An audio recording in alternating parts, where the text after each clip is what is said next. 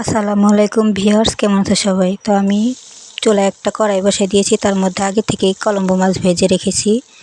তো আলু দিয়ে আর করলা দিয়ে কলম্বো মাছ দিয়ে রান্না হবে। এর জন্য আমি প্রথমে কড়াইয়ের মধ্যে পেঁয়াজ আর মরিচ কুচি ভেজে নিব।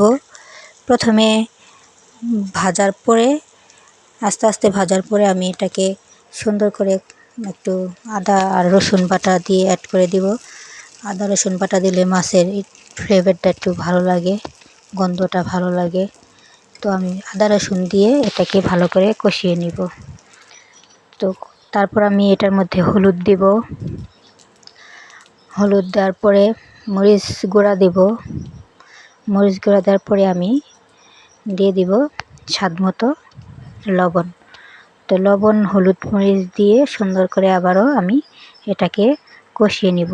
তো তোমাদের কাছে আমার একটাই রিকোয়েস্ট, আমার ভিডিও যারা দেখবা তারা আমার চ্যানেলটা ছোট্ট করে সাবস্ক্রাইব করে দিয়ে আসবা। আর যারা আমার চ্যানেলটা আগে থেকেই সাবস্ক্রাইব করেছো তাদেরকে আমার অনেক ভালোবাসা ও অভিনন্দন। তো আমি আস্তে আস্তে এটাকে সুন্দর করে কষিয়ে নিব। নেওয়ার পরে একটু পানি অ্যাড করে দিব, নাহলে মশলাগুলো পুড়ে যাবে। তো পানি অ্যাড করার পরে আরেকটু আমি কষিয়ে নিব। তো আমি আবারও বলছি, আমার ভিডিও যারা দেখবা তাদেরকে আমার অনেক ভালোবাসা ও অভিনন্দন।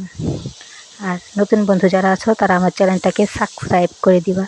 তো তার মাঝে আমি কষানোর পরে তরকারি দিয়ে দিলাম। তরকারি দেওয়ার পরে এটাকে ভালোভাবে নেড়ে চেড়ে আমি কিছুক্ষণ ঢেকে রাখবো। কারণ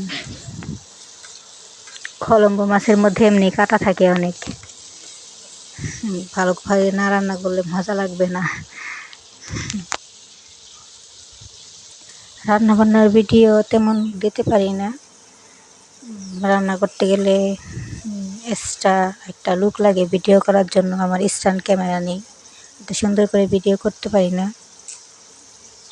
তো আমার ভিডিও তোমরা দেখবা, এটাই রিকোয়েস্ট তোমাদের কাছে, আমি বারবার বলছি আমার ভিডিও তোমরা দেখবা। তো তরকারির মধ্যে আমি একটু পানি অ্যাড করে দিলাম। কষানো হয়ে গেছে, এটা এতক্ষণ হতে থাকুক। তারপর হওয়ার কিছুক্ষণ আগে আমি মাছ দিয়ে দিব এটার মধ্যে। এই যে পানি দিয়ে দিয়েছি।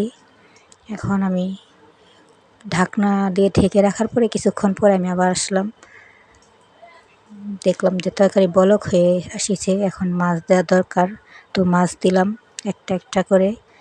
তো প্রায় আমার তরকারিটা হয়ে গেছে।